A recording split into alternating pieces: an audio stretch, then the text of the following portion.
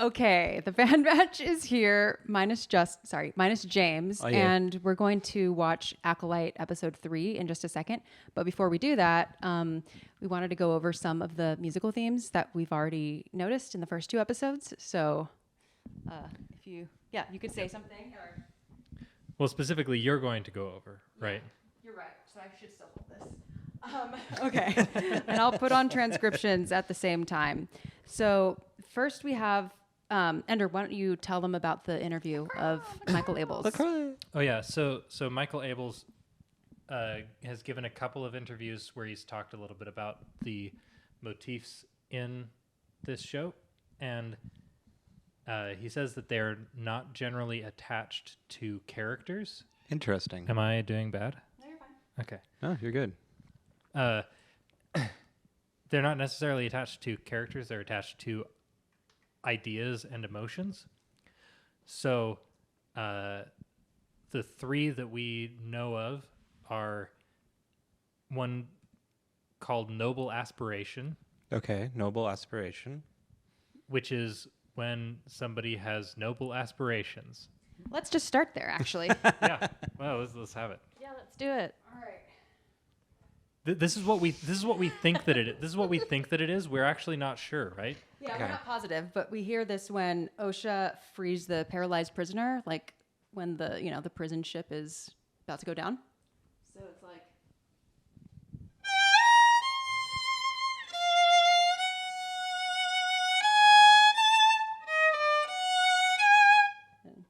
We don't know if this is we don't know if this is part of it, but.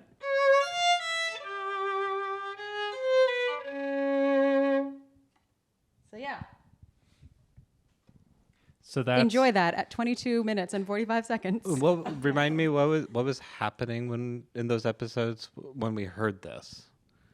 Yeah, so OSHA's like on the prison ship with a bunch of people, and they are Right. yeah, Right, and right, they're like right. kind of leaving her behind as they're escaping. Okay. When the ship is starting to go haywire and crash because they have the whole plan, and then when this is happening, happens after she has summoned Pip to unlock her jail cell. Right. But then before she manages to free the paralyzed prisoner with the mouth covering. because she is aspiring to the nobility of the Jedi by rescuing the guy who's helpless, even though it might hurt her, and does. Gotcha. Interesting. And that is the noble aspiration theme. Mm-hmm.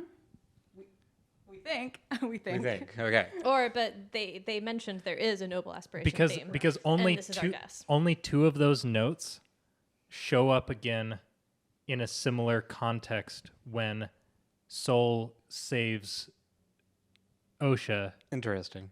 falling off the cliff. Just the first 2 notes are the same, Huh. and the okay. rest isn't. And that's Yeah. Possibly a tenuous connection, but when Soul catches Osha, it's...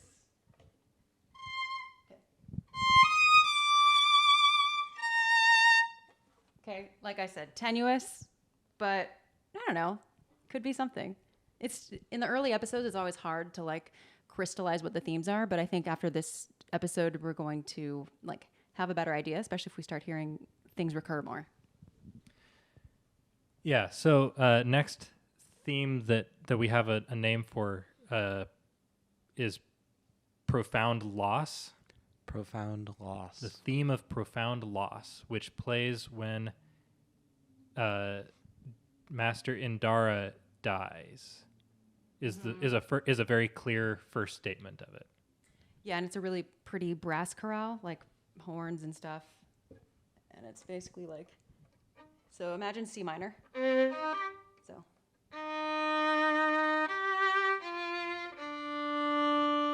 Put horns.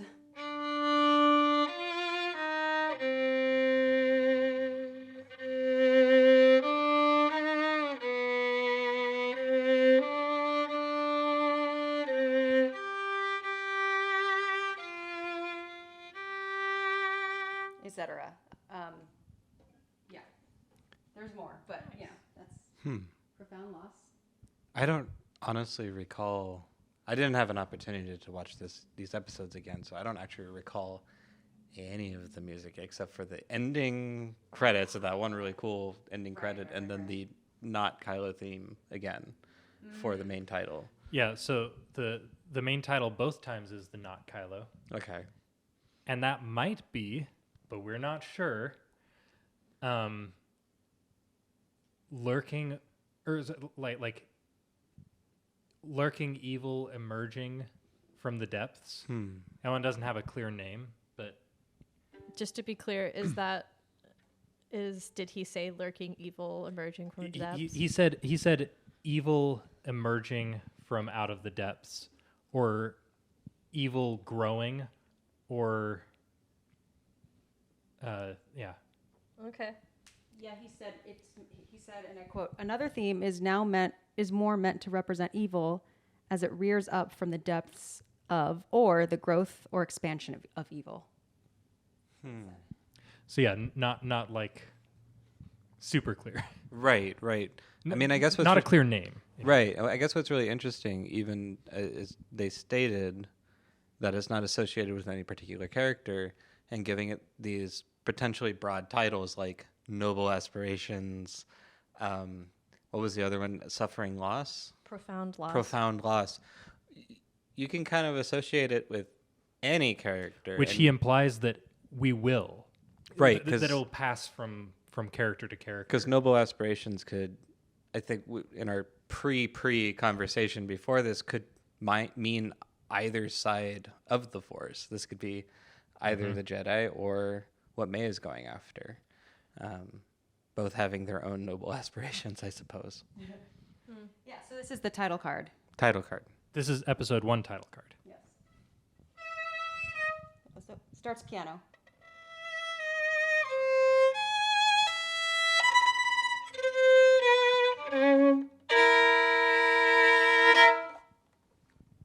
Ender insists on, and I think it's a good idea.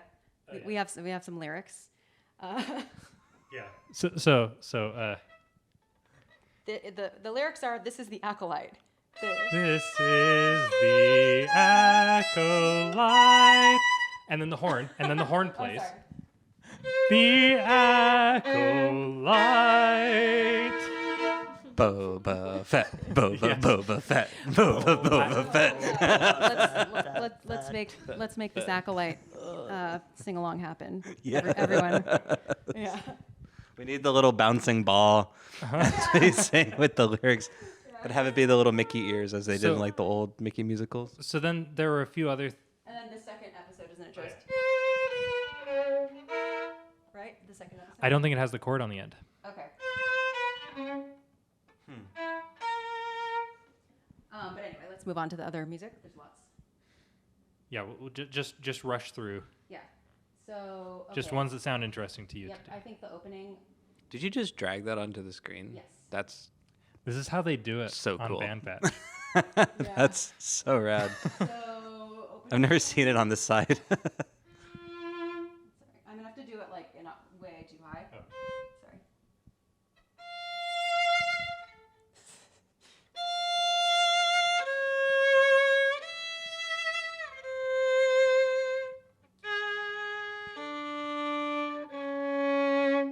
Okay, it's way lower though. It's supposed to be on bass and cello.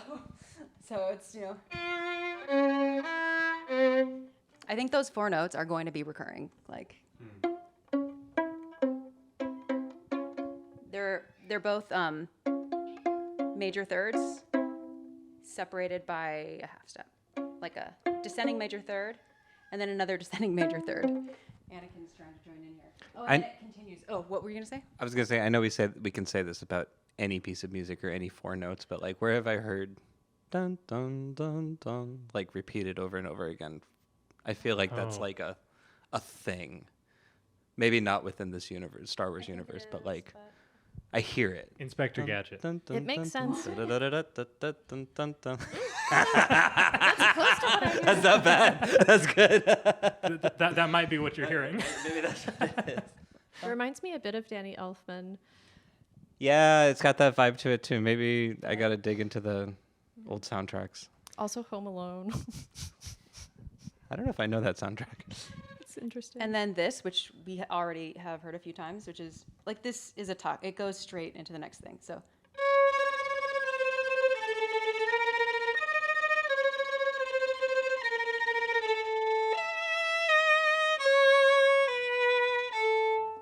So this like spooky tremolo thing that has a lot of, half steps. Mostly goes stepwise, whether half step or whole step. Yeah. So that first one could be lurking evil. Yeah. The second one could be lurking evil. Yeah. And this third one could also be lurking evil. Yeah. Should have gotten All right. Well. None of them feel very noble aspiration. Definitely. No, they're not noble aspiration. That's for sure. Yeah, I would say that. And then it goes.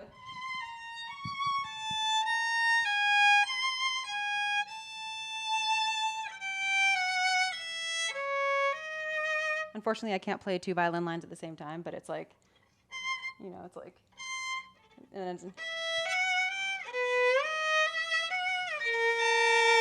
there's like a nice little.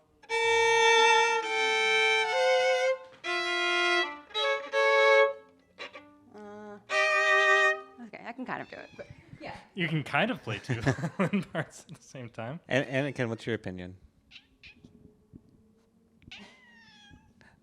I couldn't agree more. Anakin.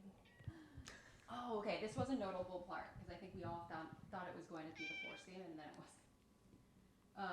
Oh no, that was the next part. Okay. Anyway, it doesn't matter. Osha summons Pip with the Force. It's slower, actually.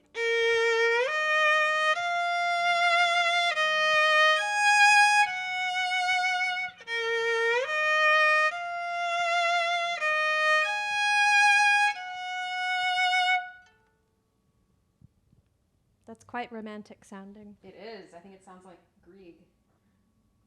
Yeah. I think it sounds like the death of. Is it Death of Ace or Death of Aze? Death of Asa. I don't know. Asa. Of the Peer Gynt Suite. Asa, Asa, We Asa. have these 3 notes. I don't know. He's German, right? Eschete. Or I guess he maybe not German. Oh no, he's not German. He's Norwegian.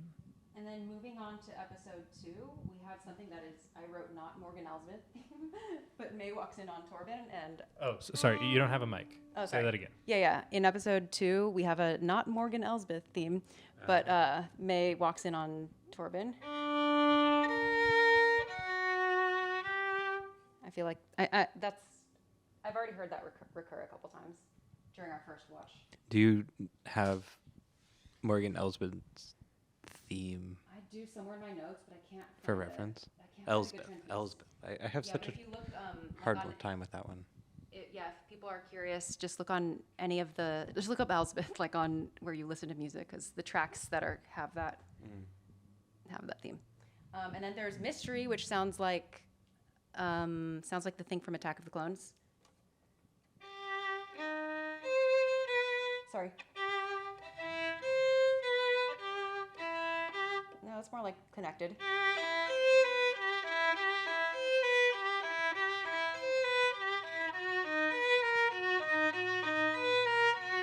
Etc. That's when Osha's looking at Torben's dead body and the vial of poison. And Ender brought up a good point, which is like how it's kind of similarly used as in Attack of the Clones. Yeah, because it's when they're investigating a murder, Right. or the assassination attempt, and here we have an assassination. That by I do poison. remember this part. I do remember that being very like Attack of the Clones. Yeah. Old movie Star Wars music. Yeah. And then discussing Torben's death. The lightsaber actually creates a hilarious pedal point. I don't know if it's intentional or not, but the lightsaber is basically like hum buzzing on a G sharp, and then we have.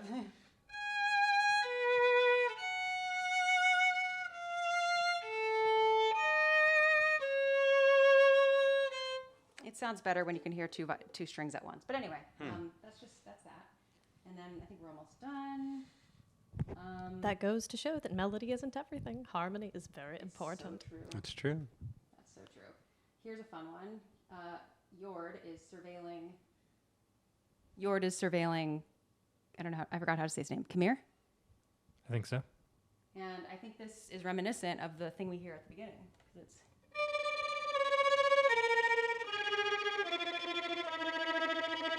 And then like flute goes. Cello. Yeah, so yeah, it's kind of a nice mysterious stinger at the end. But we have the sul ponticello tremolos again. And sul ponticello, hold on. yeah? Is that cello part, do you think it's intentionally Anthem of Evil?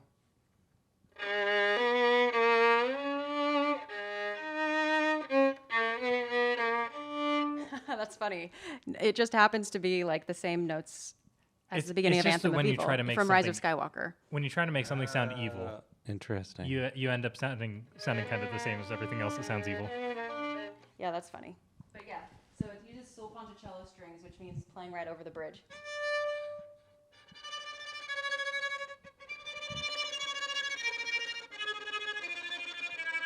So it has a really glassy.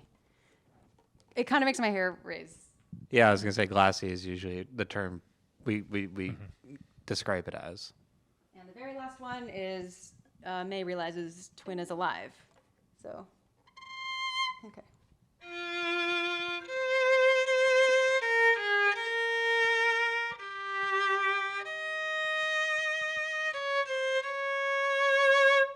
So I think we'll hear that again. Da da dee da da dee da.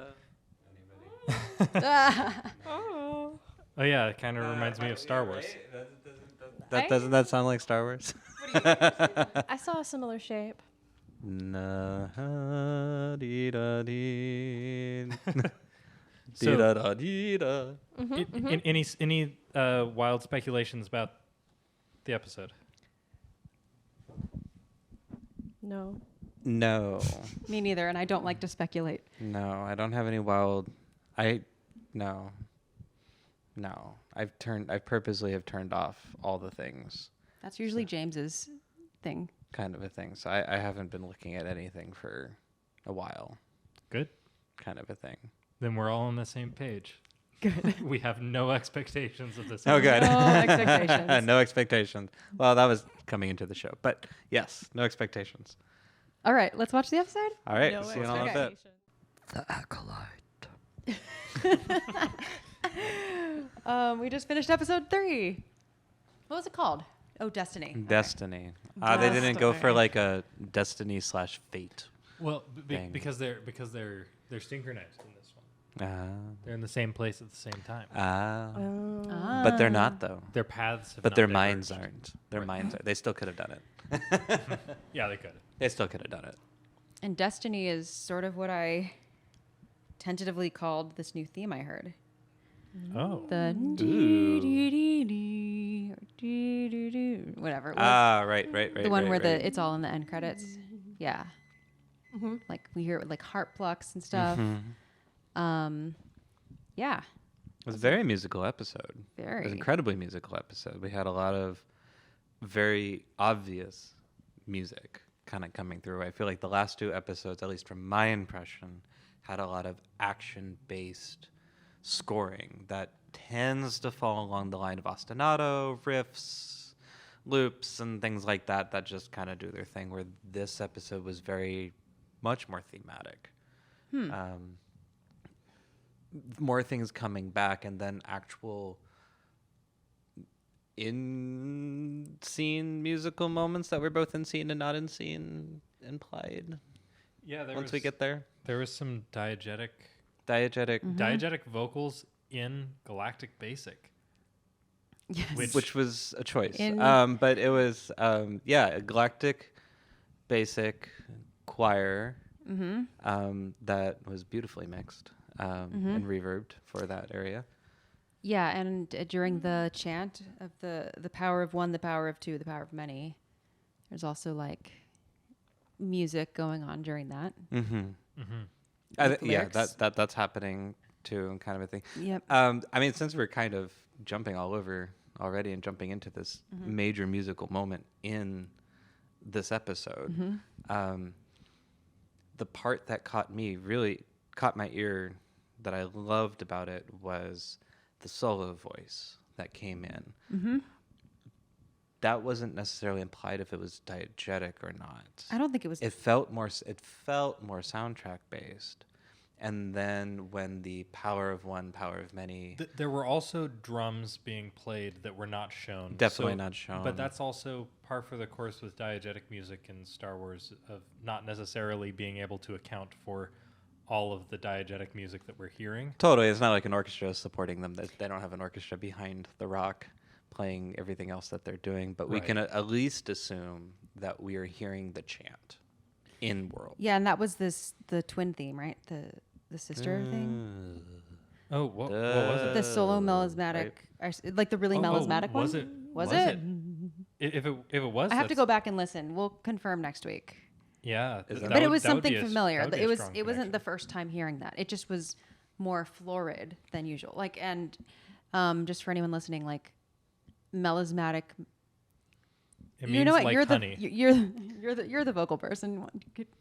Do you like have a way to explain melismatic singing? Melisma. Melismatic singing. I'm not sure if I mean, I can give a definition, but I don't know if it would make your go for the point you're going for. So I guess what I mean is like the each syllable sound extends over several notes most of the time, and that can just be very simple. Like it's a melisma, like go there, go was a melisma. But melismatic singing has more of an idea of like, they're singing where I say all the words and I just say them like I'm in conversation with you. Wait. That's not melismatic singing. That's No. not melismatic. Melismatic would be going. Melismatic is Would be like I'm singing It's like the words, runs. right? Yeah, it's like runs and just like constantly stretching a single syllable across multiple notes, right? Yeah, like that's more concisely said. like Very nice. stuff like that. I think that I'm not a singer. No, that was well said. Okay. But what you were saying at first sounded like that. It sounded like that was what it was, and then just your example. Yeah, so actually, they didn't do a lot of melismatic singing, except unless you think of the I mean, that is of course technically. except for that one solo vocal. Except for we're talking Except for about that the solo one vocal, solo right? vocal where it was Right. like, Which is cool because it reminded me a lot of Indian classical singing. Yeah, I was going to say like Carnatic. Very, Right. very Carnatic, or even his Hindustani raga kind of singing, which was a really interesting combination of all sorts of cultural musics within that. An interesting blend is what I'm trying to say of, because we had that kind of singing, then we had a very galactic basic, not English, chant come in. We had drums, we had some swishies and wishy sounds. And also, to that point, unlike the witches of Dathomir, this is a very internally diverse coven of witches also. And so for now, I am choosing to believe that there are multiple musical traditions being brought what do from... you mean by internally diverse? Like, do you mean like species? They're not all the same species. No, Yeah, no, okay. yeah. Yeah. Which could then also imply about this coven that we know very, very little about, which has some incredibly heavy implications that it gave in this episode. Perhaps they too, in their own way, are a group that goes around and finds people or calls people to them in a different way other than the Jedi do, who go out and seek. Maybe people come to them, and that's how they become. Well, Christina, that what were you kind going of to thing. say earlier? Yeah, I was going to say that I think the common attribute of the type of musics that we were just mentioning, some of the genres that you felt like the vocal music evoked. Classic word. One is that the word melismatic is not quite right for this. What I would go with is, and it's not like wrong or anything, but what it says to me is that there's a simple line that is not particularly complicated, and then that is ornamented at the moving points. Yeah. And that seems to me like when I think of I've done a little bit of study with North Indian classical music. Right. Specifically is the only one that I can really speak to a little bit, but it definitely seems to me like the melodies are not necessarily simple, but they are ornamented. Like you can Heavily ornamented, You can say them yes. how you want. Like feeling is meant to be put into it. It's not meant to be like okay, the notes are on the page and you play them. It's definitely meant to be like these are the notes that generally get the shape of the line. Now take that and put something in it. So there's a lot of feeling put into it, which is very in line with magic circles. There's a thing that you activate with a lot of yourself. Like you have to sacrifice part of yourself, as Mother, non-reverend Mother said. Non-reverend. Yeah. And an ornament would just be like, I mean, there are ornaments in like multiple music traditions. In like a Western classical tradition, I guess that would be like a trill or a turn or like a mordant. Like, And even in Western classical singing, and especially in opera, sometimes we wouldn't consider that ornamental specifically in like a trill, a grace note or something like that, but it's very melismatic, fast, like singing itself when you get into like Mozart opera and a lot of like the runs of singers can do. yeah. Yeah, like they're made to do an effect as opposed to do a melody in a way. They're really using their voice less. Totally. I mean, a voice is an Coloratura. instrument. I'm going to get hate for saying this, but like using their voice more like an instrument and less that a voice that is singing. Does that make that? Yeah, totally. Maybe not the best way of putting It's that, a stylistic choice yes. of are you trying to be singing properly or are you making an effect? but right, kind of a thing. Yeah. Any The other opening big thing? Okay. the opening titles were different. We're Like different. Play the title card. Yeah. Yeah, it was kind of mystical. You said it was like You said it was, like, major. major. I think the last. It was note like the same- up a half step. I don't remember it. It's too far away from my memory now. But the opening titles were different than the past two. We didn't hear not But Kyler same. theme. But it wasn't. It was still the same thing, but just tweaked. Yeah, to me, Same it idea, was but like, da da da da was what I heard. So Oh, they're the interesting. same So maybe four, we're just gonna but, keep. but one note shifted. When Like did so the- that instead of a tritone at the Yeah. end, it's a fifth. I feel like my recent memory, unless please someone correct me, like Andor really kind of started this interesting thing of adding new credit title music per episode. And then we started getting it a little with Boba Fett. We started getting it a little with a couple of things like that. Well, but Boba Fett came first. that's right? right. Oh, Yeah. that is true. They did do a couple different things. Boba. Their joke, Um, like their joke of doing the bowl. Oh yeah. It was like kind of will never get old. No, it's it'll it's never a pretty get good one in a way. but Andor really went in on like let's change and evolve the theme based on what we're doing in the episode and how the story's going. And this one became You mean the opening credits? The opening then? credits. Sorry, Yeah. yes, the opening credits. And this one did the same thing and really set the mood for the first thing we see was a forest. Well, no, the title came in after Brendock. the fact, right? Right, we saw the forest, Yes. and And then we we see the title, yeah. Right. So, Brendock, 16 years earlier. 17? 16. 16. I see an interesting parallel there because what you're talking about is form and structure of the music. So we're saying that we see this form, which is the same title music plays at the beginning of every episode. And as history goes on, and this happened with music back in the day, is we start to make developments in small areas to that formal structure. Yeah. And so it's interesting that we're at this time where we're moving from like it was in fashion to have a theme song, and now it's in fashion to have a theme song that changes a little bit each time according to, and it's more descriptive. And that is kind of how a lot, I mean, to start with, a lot of our basic forms were what's Like a good way, sonata form. like sonata form or something like that. And more composers wanted the opportunity to be more descriptive, Right. even with that, or with. I mean, I feel like for And a to like time period, and to like push the edges of what counts as like a recapitulation. Right, Or what right, exactly, counts right, as yeah.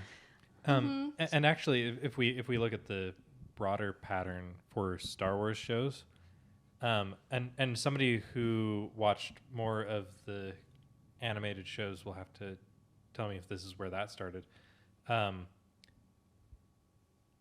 Not long opening title sequence on any of these shows. They have like That's true. Andor might be the longest, and it's just That a is single shot. That is you true. know? And Bad Batch is literally boom. That's it. Dugga, dugga, dut, dut. Right, and What's Clone Resistance Wars? is similar. Resistance is like that's true. 10 seconds maybe. I feel did like Clone hear Wars is long, right? Clone Wars but they had a long introduction because it's the guy talking. Yeah. And they kind of did that every time. I think, and again, I don't know if it was just a Star Wars thing. I think that's a greater thing across a lot of shows, especially in the streaming world, because Yeah, we just want to gotta make it skip short. intro.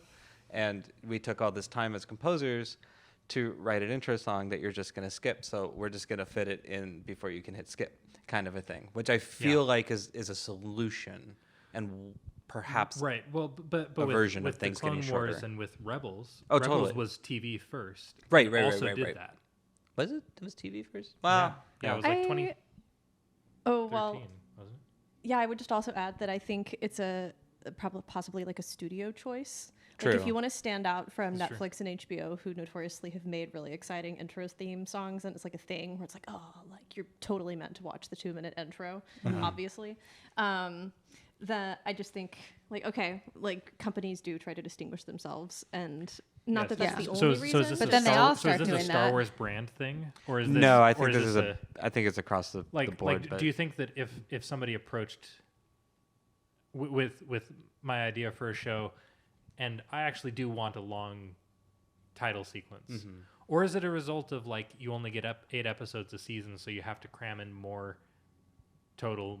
So you like want those showtime? extra 2 right? minutes. You want those extra 2 yeah, I mean minutes. that's a possibility. That's Maybe. all a possibility. I mean, you could Severance is really good. you could say I want a long intro, and you fight for it, and they put that skip intro.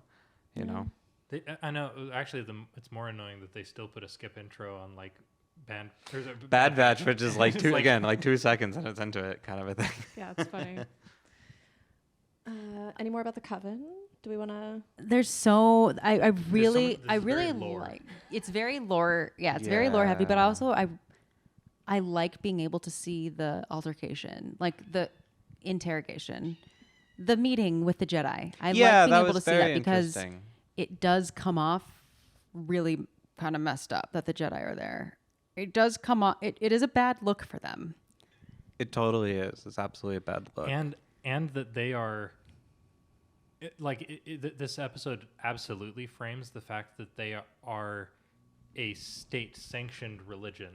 Mm-hmm. You know, that like the Coven, it sounds like might not be allowed to train children, and the Jedi are, and the Jedi insist we don't take children, and then proceed to take some Right, to and take they a child. they Like- frame it in the thing of like this is your choice to do so, but we're probably gonna take Yeah, but we you need anyways. to, But yeah, we're and gonna we do need it to test both anyways. sisters. Kind of Like, a we thing. need- I'm curious in that sense of like why this witch coven is not allowed to practice what it has in a weird way, and vaguely, if not directly, been implied as some source of a dark side that we know of, or perhaps a beginning of something. They found a way to create life. We know this happens later with a very particular character. And we do have the line, and the Witches of Dathomir do it. and the Can Witches do of it, Dathomir. right? No, right. So Yeah. this can is create life. And those horns were not so different from the horns that are on the Dathomir men. right. Remind me, the Witches of Dathomir did create Savage Opress, I'm right? pretty sure they did. Like out of a cauldron. Right? Like I know they didn't. There are I think many- so. I- they didn't create Maul from scratch, but Right. I believe they did create his brother. I think they Savage. did. We'd have to Did check they? that. But in that same Someone do fact not check me. know. Someone fact right, check me. yeah. But in that Yeah. same sense, though, it's like kind of implying. I'm sure there's all sorts of discourse about this. I like the idea that they call the Force something else. Yeah, the what we know thread. as the thread. I'm cool with that. Like, I love that actually. especially because we've met other groups that call it something else and perhaps use it differently. It's still a different way of thinking, a different way of using it, kind of thing. And whether we want to imply whether one is better than the other, it's just the use of it, which the mother, not Reverend Mother, brings up and says, it's not about good and evil, about who gets to use the power and who doesn't, kind of a thing. So And actually, I want to say, like, I think that insofar as letting your 8-year-old go join a convent is acceptable. I think that Coven. she Coven. No. Okay. The Jedi are Jedi. a Oh, the Jedi. Okay, Okay, okay. yeah. Coven Convent. yeah. Ooh. Um, That's the next episode title. That's good. no, but like I actually felt like the mother. What was the last name that they all had? I don't know. Not Reverend. They didn't all Mother. have the same one, right? The leader of this coven. Anisea? Yeah, Yes, Anisea. and that was the last name given to Osha and May. Oh, right. Anisea. Mm-hmm. I think that she demonstrated like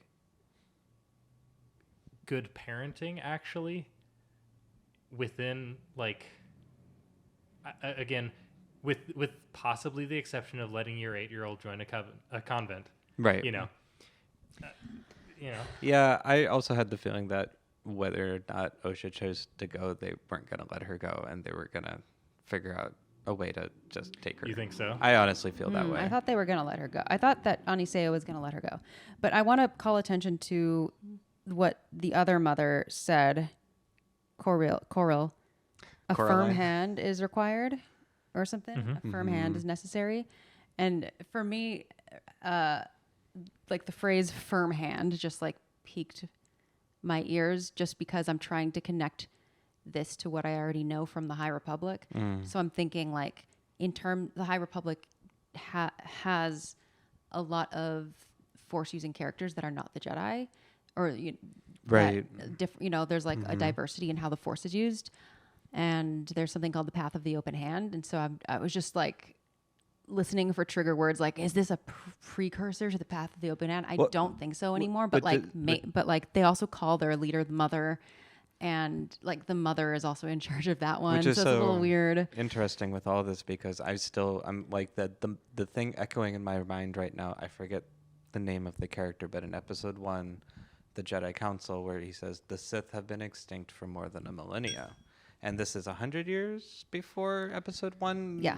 Relatively. Right. So the Sith existed before all of this.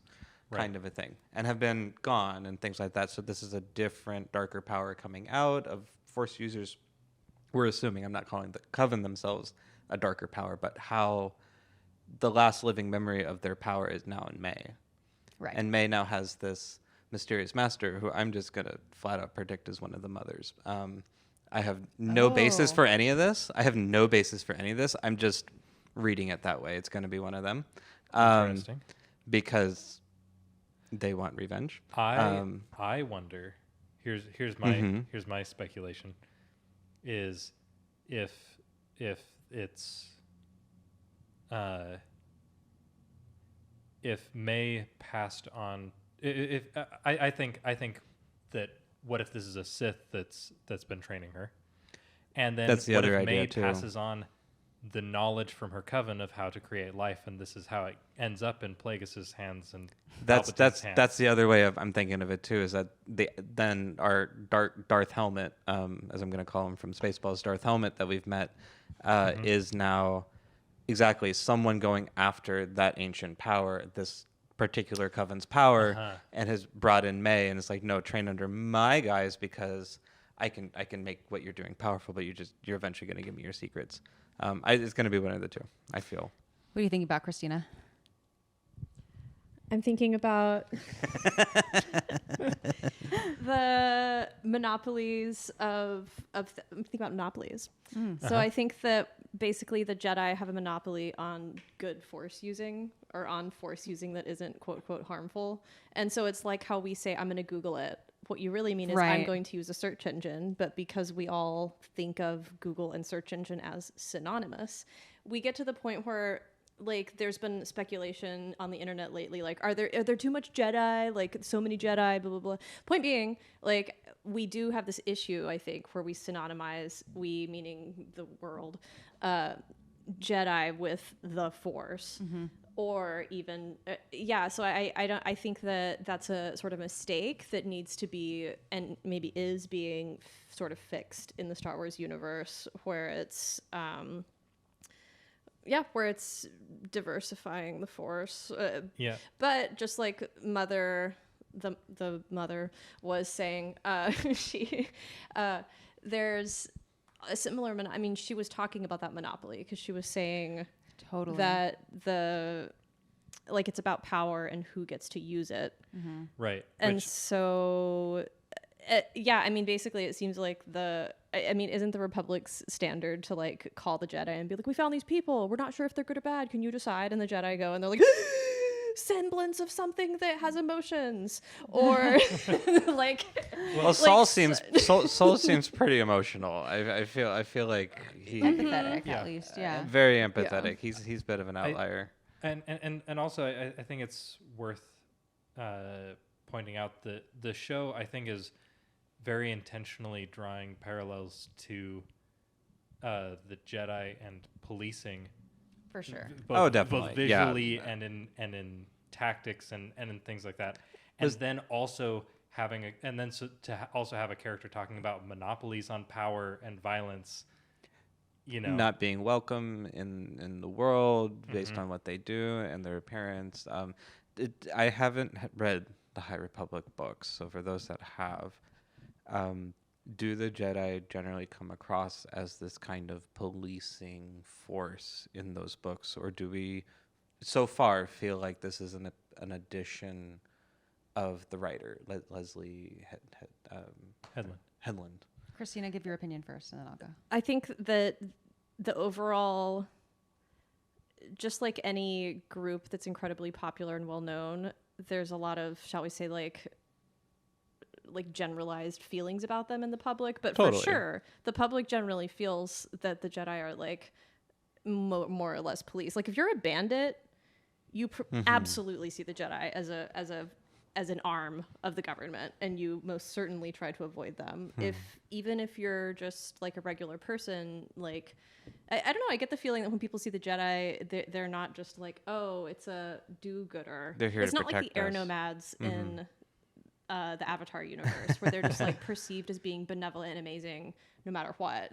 Like even though they have similar vibes, they're definitely seen as a police. But everybody who like reads amazing stories about the Jedi as a kid, like they're also heroes. So yeah, and they do make a big point of like the Jedi, the actions that they do are like always put on the holo, like for people to see. So I forgot what his name is. Is it Stellan Gios is straight up like, it's like a named as like the face of the Jedi. Yeah, he's like the like, spokesperson for like a whole interesting. series of books during a crisis. That's interesting. And I feel like I don't get the sense that the Jedi are. I get the sense that the Jedi are basically like police in the High Republic books, but I don't think the books are written from a perspective that emphasizes that too much, because the High Republic books feel like they're written more from the side of the Jedi. Totally. To me. And the people who actually really don't like the Jedi tend to also be the villains of the books. Interesting. Okay. And it tends to be people who disagree with, it's people who disagree with how the Jedi use the Force. Gotcha. Yeah. Interesting. Or just with how they stick their nose in everybody's business. Totally. It's a little bit of that classical relevance to our society question of like, do we want the government who's incredibly involved? Do we want like benevolent religious groups to be the enforcers of the government, or in any way empowered or be in friends with the government? Like it goes to that kind of conservative liberal debate that is always relevant, and also in a democracy. And also in like Rising Storm, I think like they have explicit conversations about like in the Jedi Council or something about like how much should we be like the arm of the Republic? And I find those conversations really interesting. Like there's people on both sides, put it that way. But my personal feeling of the High Republic era as a whole, at least what's in the books, is they feel very they make me uncomfortable. And this show actually like makes me see that even more. Interesting. This goes along with my read of how the High Republic has been going already. So it's interesting that this is set. Wait, this is set after the books. This or is before? technically High Republic, I can't but tell. it is after all of the books that have happened. That makes sense. Okay, that checks out. So Yep. it's post Chancellor Lena So. Yep. Gotcha. Yeah. Well, I don't know. I don't if know he's what a any of that chancellor. means, but yes. It is Post the it is books, the though. last 100 years of the High Republic. Or Yes. the last. Sorry, the High Republic technically ends the year that Palpatine is born, Okay. which is like 40 years after this, Yeah, Are the I think Nihil books- canon? Yeah. or 60 years Yeah, after this. they're Something That's canon. another thing is similar to how like it seems like the Jedi as the like light bringers of the universe, like it seems like they go through this kind of ebb and flow where they get really, really strong because there aren't very many dark side forces, and then something bad happens and a lot of them die. Yeah. What's the balance? And that's kind of like the Nihil, but there is that kind of balance. And The so balance the of Nihil the light and the culled dark. a bunch of, I know that's like violent terminology, I guess, but like that's what they did. Like Yeah, they the culled a Nihil lot like of the culled Jedi. the Jedi.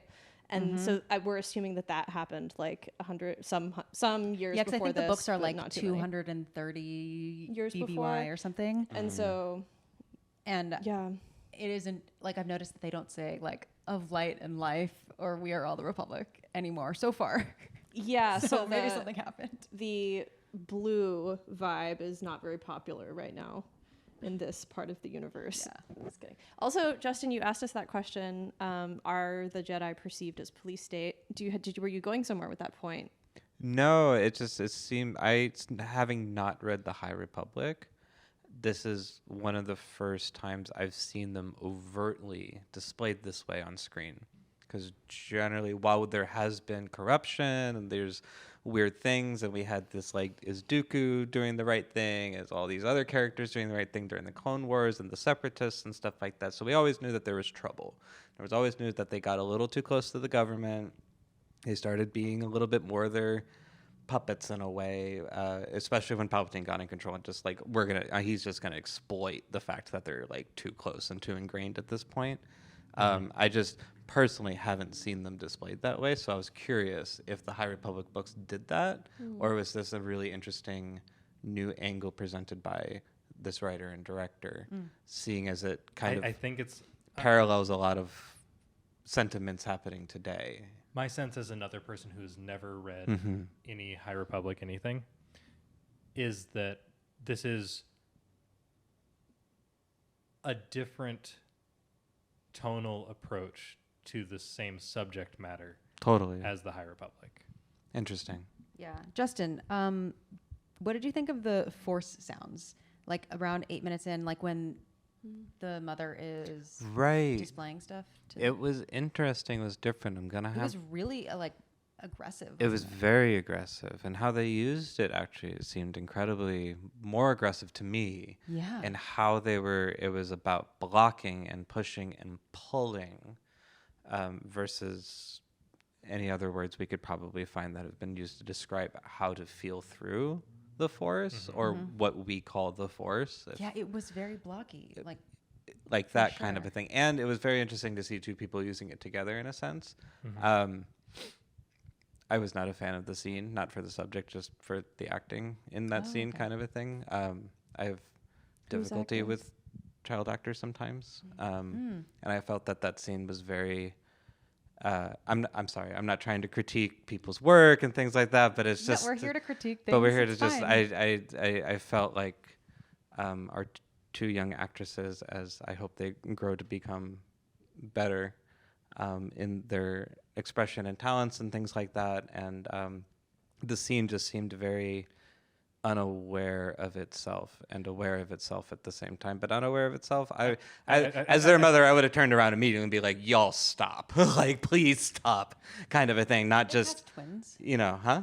I think they must have, because when they touched hands, I like pointed at the screen like, "Are you seeing this?" Because a classic thing to do when you double cast the same actor as a pair of twins is to movie magic, have them touch, and then in this one they touched hands and then rotated around each other several times with their hands still touching. If they are twins, then that was just showing us their characters. But if they are not, if it's actually just one actor and that's... Then they're showing us. I'm pretty sure then they are doing the look how far we can push shaking hands with my twin. Totally.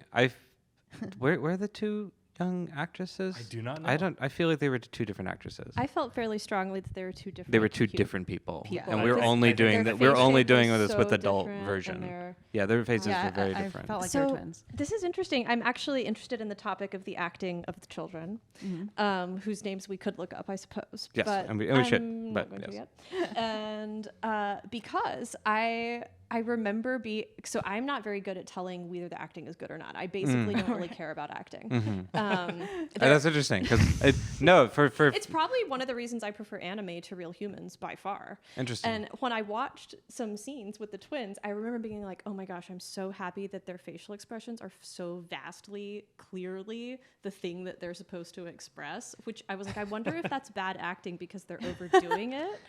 Because I was like, I liked can it too, tell actually. I actually that liked Osha that is too. not happy. And I can tell that May doesn't know. I like right. that too. I What did just you think? I don't know. It felt like I'm trying to find the right words here. It felt like incredibly childish writing given to incredibly childish actors who weren't quite there yet.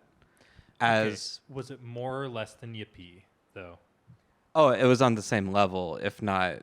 So that might be a stylistic choice that is being executed perfectly. Or we did not cast great actresses and it just worked out that way, kind of a thing. I don't believe someone would make the stylistic choice in something like this to act badly as a director or as a writer. And if they did, I would question, what are we watching and why are you doing this and why are we giving you $180 million to make this? That is my issue. As a stylistic choice of Yippee from the person who made the whole world and started to purposely make a movie that was appealing to children and made a very childish character, who also we could arguably say, as much as I love young Anakin, not acted very well, and unfortunately bullied for it, which I think is absolutely wrong. I would not suggest any of us do this to anybody, but we could say it was very poorly acted, and that's just what you get when you gamble with using child actors, especially child actors that perhaps, I don't know their career, I don't know the extent if this is a first thing for them, they're used to commercials, they're used to other kinds of theater on stage where it's a lot more broadly exaggerated, and you have to put that because of the distance and just the style of theatrical acting. But there's a point where in caring about good acting a little bit, it's not convincing me. It's a little bit like Ahsoka, the Ahsoka show, where my issue with the Ahsoka show is that the lines that were delivered felt like they were reading a cue card or having their lines fed into their ear and then repeating it back. So it felt a little like, okay, now you say this. I'm angry. Okay, now you say this. I'm going to kill you. And then there's a silence for about 20 seconds if it's Ahsoka. Yeah. And they're right, just gonna and look then at each and then other. they'll look at each other and stuff like that. Gonna So get at really least their deep timing look. was better. I'll give them that their timing was so much better. But in my humble opinion, and I'm trying not to rag on anybody, but there's just a point where it's like, if you can't convince me at any age of your acting ability, that sticks out to me. And I felt like that scene in particular showcased, and especially their interactions with each other. Are you still talking about the Force one? Or are you talking now about the one where they're walking up and one of them looks sad, glum? And the Well, other there one was looks that happy? one, and then there was the one where they're getting their hair done and getting ready, and they go, I'm going to eat this many things. What are you going to have? What are you drawing? Don't look at my drawing clearly in front of you as I do this, kind of a thing. That's not fair. You always do everything mean, and then they start arguing, and it's a huff kind of a thing. The only time I was truly convinced by them, and this goes into voice inflection, things that we love to talk about, this goes into delivery, was when May got angry and attacked Osha. And Mother Coral had to drag her off. That was the most convincing for me. What did you think of Osha waking up with the respirator? But Ventilator later on. on, Yeah. in the thing. Yeah. Do you think they're better separate than together? No. Okay. No. But with them being separate, they can feed off of perhaps better actors instead of themselves. Yeah, Oh, I interesting. think it's an experience thing. I think it's just an experience thing. It'll be fun to watch them grow over grow- the course of this series. Totally. I mean, and I'm also thinking like when we first met Ahsoka as a young, annoying, very annoying character, I remember absolutely not liking the actress and not liking anything about the character. Not as like it's just, oh, great, we're going to get this every single week. And who then became one of the most outstanding characters, if not most important characters of modern Star Wars. And again, my humble opinion, but that growth can absolutely happen. Absolutely happen. And I'm sure it will for them. I have another point that I like to throw out there every Yeah. time we talk about acting, and by we I mean anybody. Yeah. And me. And especially child acting is how much of it also depends on directing. There are directors who can and have consistently done good directing of children, of at least getting something out of them that is effective for whatever the Absolutely. like. I think Chris Columbus is rather good at directing children. Absolutely. Probably better than average at directing children. And so I also wonder about that, like how much of it is experience on directors' parts of directing people who aren't trained at acting yet. Absolutely. Because you're directing teens and adults, they've had some training. Or it being humans. Or any of those things. And on that same note, I've also seen the same experienced actor, actually very recently in 2 different shows, the same actress. I'm so bad with names. She was in Shogun, and she was also a main character in Godzilla Monarch Apple TV Plus series. Both very different shows, very, very vastly different shows.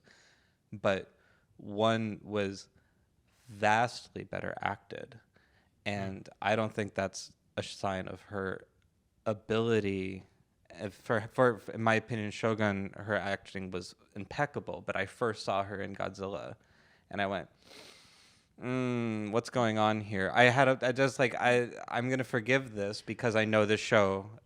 Forgive. It's not mine to forgive, but I'm gonna go through this because I know this is a very silly, campy thing to begin with, and it's Godzilla, and it's monster, it's lizard punching monkey punching New York kind of a thing. It's like, okay, this is what we get.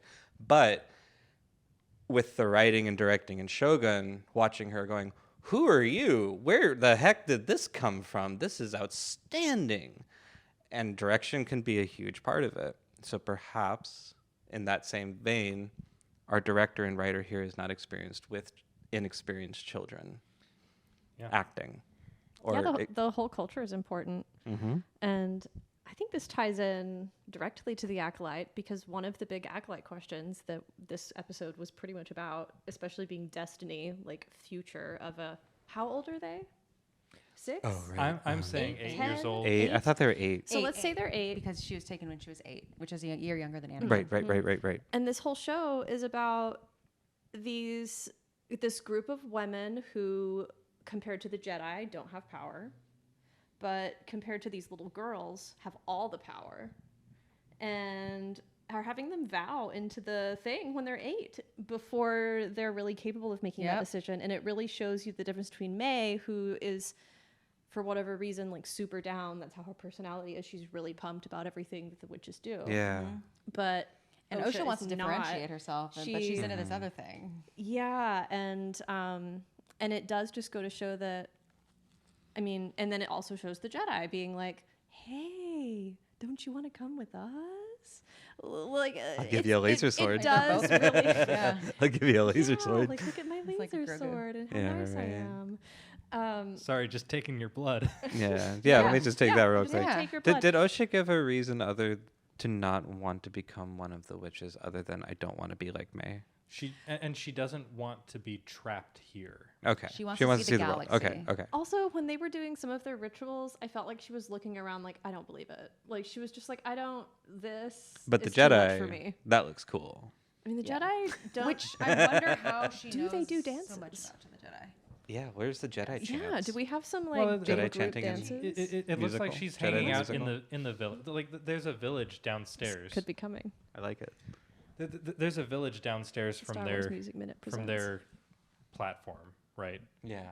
So there's Their mountain looked really cool. yeah, Yeah. for sure, for sure. I'd live Their there. volcano. That's how easy that. I was like, oh, caves don't normally catch on fire so easily, but if the caves are built in the center of a volcano, then maybe the Maybe we fire can get away hazard with that. situation is a little more. But we've also immediate. established that fire can happen in space. So True. Also, May did something to the adults, and I get the feeling that there was only one moment of screams all of a sudden from upstairs. So because they're all hive mind, they would all connected, happen to be in the exact same think- spot. I yeah. think she did something to one of them, like to the mother, and then they all immediately felt it and were like Oh, you either think May did it? incapacitated because. But but the Jedi were very purposeful about saying May started the fire, and when Osha said Yeah. what happened, and May goes, "What did you do?" And Osha goes, "No, what did you do?" So obviously there's something bad that happened, something that contributed to all of them dying that the Jedi did. Yeah. There And I must be. think that's related to Torben's thing. Yeah, To because Torben taking the poison last. and at this episode. point, it's definitely. I mean, at this point, if May does her like murderous checklist, Right. like it seems a little unwarranted based on what we've currently Right. seen. Other than that, she does seem to be the kind of person who's just like I'm not going to go with like psychopathic or psychotic, or I'm not exactly even sure what word I would use, but like she definitely doesn't seem to care so much about others in an actual, like she seems to care more about that her sister is where she wants her sister Yeah. to be, not like Right. she definitely Controlling her. a little then bit. again, like children can be like that, but that is a pretty. I mean, she's just like, I won't let you leave. Mm-hmm. Like, how will you prevent me? I will kill you. Like that is not A little extreme. that's a little bit intense. Yeah. For sure. Although I think clearly the Jedi are going to have something that they did Yeah. that further infuriates her. Do you all have any? Speaking- Oh, go ahead. I was gonna say what were you gonna ask? No, I was going to ask if anyone had any more like music notes. I was gonna say no, absolutely, yeah. Now that we've yeah. I noticed one of the themes that you mentioned. Many of the themes I said this episode felt like much more thematic, and like clearly more thematic. And there was the not Star Wars theme. I'm gonna call it the not Star Wars theme, but you listed it as the twin lives, the twins are alive, kind of a thing. This is also Xanthe's yoga hour. We're combining streams here. The da da da da da, which doesn't sound like da da da da da dee da, but it's da da dee da da. That came in pretty darn prominently when Osha is walking towards the Jedi test. When they first see the ship, the Wookiee invites her over and things like that. I need to see the Wookiee up close. I swear his head is like shaved on both sides and he's got a I think it is, and he ponytail. does have a ponytail. Or it's thing. very tight, very tight. I think it's a really tight top knot. Interesting. Okay, I want to see it We'll again. we'll have to watch carefully. It feels almost shaved, but yeah. I did like their little trick on Osha though, with the cup and being like, "It's a mountain." Correct. No, it's not. Yeah. Oh, that was cute. yeah, that was good. But the music felt so powerful in those hopeful moments, kind of thing. Maybe that's the aspiring aspirations or growing aspirations theme. Oh. Maybe that's Yeah. the one. Yeah, maybe. Um, Very possibly. Also, Yeah. whenever you title a theme, I feel like you sometimes title it according to like what you're supposed to bring to the scene that isn't already there necessarily, because we all know that about Oh, soundtracks interesting, is yeah. that Yeah. they bring a huge percentage of Yeah. of what it needs to feel like. And so that's interesting. Like if I were to call a theme Noble Aspiration, that would mean that regardless of when it was used, my goal would be to make that moment seem noble and aspiring, even if it was not. I just think that's interesting. same Like way, you can put yeah. it with a moment that isn't noble, and that's interesting. Yeah. Were there any musical themes that we mentioned today that made showed up. another appearance Totally. The what twin did you theme catch? the twin theme was in there a ton. That's the one that you were just mentioning. That was okay. Yes. Or yeah, I don't know. I mean, who knows? I don't know if it's especially if we're going off the notion we said earlier that these themes don't associate with a particular character. We're hoping, right. perhaps. We named it the twins live, but Right. Or the Twin is alive. Twin is alive. You're good at that. You're really good at that. You got to hear it properly. I hear it right here. It's great. Oh, She goes, well, it's because she goes, Oshi? No, she goes. No.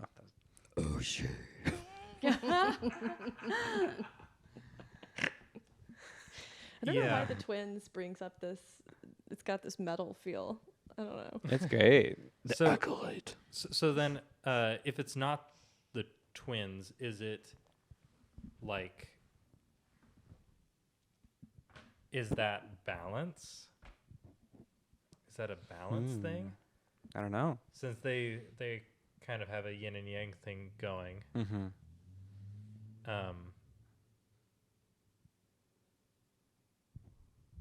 I don't know. Yeah. Or like I don't know. It's like home childhood. Is it childhood? You know. I don't know. We won't know till we see it grow. Amen. The last like sort of main thing that I wanted to say was there's a lot Yeah. of solo cello in this episode. There that was was nice. very celloistic. Yeah. Very rich. Do they list in the credits? I keep forgetting Probably, to but say it goes who, by so who's- quickly. Let me. It sounds very lively of a group playing. It like live musicians, and if it is samples, they've put a very good reverb to make it sound very convincing that it's in a hall, like and mixed like it sounds that way. You know what I mean? Like I noticed during the credits, there was a point where like the flute and the strings were just enough like out of sync that it felt like humans. Like no one actually like, okay, let's get him there. And they sounded at that weird distance of being in a hall that's not the best reverb, and it kind of starts to swallow things, but that gives it that like actual live feel. Like I put a stereo pair of microphones in the back of the room, and that was all I did for the orchestra. Maybe flanks.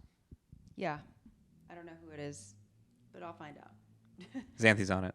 It'll be nice when that soundtrack track comes out. Yeah, I think, I'm because looking that's forward to the some soundtrack. beautiful music that I wonder how they'll cohese it. And Right, because sometimes the releases are kind of funny with how they either name things or what they choose to release, especially if there's a lot of shorter cues. Sometimes I feel like soundtracks will just like ignore the 13-second cues, or they'll just add them all, and you just end up with like 38 tracks on the soundtrack, all 5 seconds long. Yeah, I wonder if they'll do one soundtrack or two. Kind of like they did with Bad Batch. In maybe Andor. they do a noble one and an evil one. Yeah, it's not separated by episodes. It's just like all the evil themes on one soundtrack. I just found a Spider-Man album by. I shouldn't like try to drop names quickly, but yeah, I found it. There's one of the Spider-Man soundtracks is divided by a hero version and villain version, Oh, that's Really? interesting. and Which it is really movie? interesting. Which movie? The recent ones? It came out using a lot of the Across the Universe, the animated with Miles Morales stuff. Oh, okay. Oh, is but this it like a was, fan album or a? Well, the guy who did it was I'll just open. I listen to it so often actually that Google asks me if I want to listen to it every that's time I great. open music. YouTube music. And it is.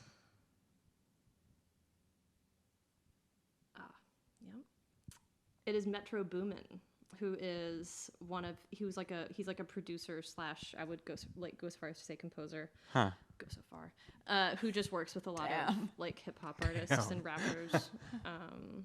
But yeah, I think some of the music was in the soundtrack. I think that's how I found this in the first place.